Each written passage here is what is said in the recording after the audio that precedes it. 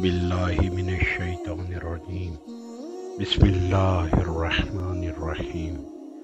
مولا کائنات امیر المومنین حضرت علی بن ابی طالب علیہ السلام خطبہ نمبر 7 میں ارشاد فرماتے ہیں: اتخاذوا الشیطان لامرہم ملاکا واتخذہم لہ اشراکا فبازا وفرخ فی صدورہم ودبا ودرجا فی حجورہم فنظر بأعینہم ونطق بألسنتہم فراکب بہم الضلال وزین لہم الخذلان فعل من قد شارکہ الشیطان فی سلطانہ ونطق بالباطل علی لسانہ۔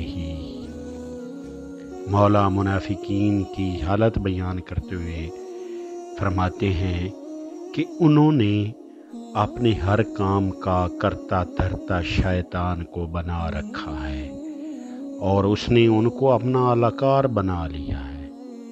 اس نے ان کے سینوں میں انڈے دیے ہوئے ہیں اور بچے نکالے ہیں، اور انہی کی گود میں وہ بچے رینگتے اور اچھلتے کودتے ہیں۔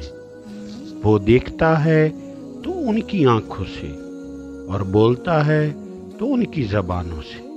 اس نے انہیں خطاؤں کی راہ پر لگایا ہے اور بری باتیں سجا کر ان کے سامنے رکھی ہیں، جیسے اس نے انہیں اپنے تسلط میں شریک بنا لیا ہو، اور انہی کی زبانوں سے اپنے کلام باطل کے ساتھ بولتا ہے۔ اللہم صلی علی محمد وعلی محمد وعجل فرج آل محمد۔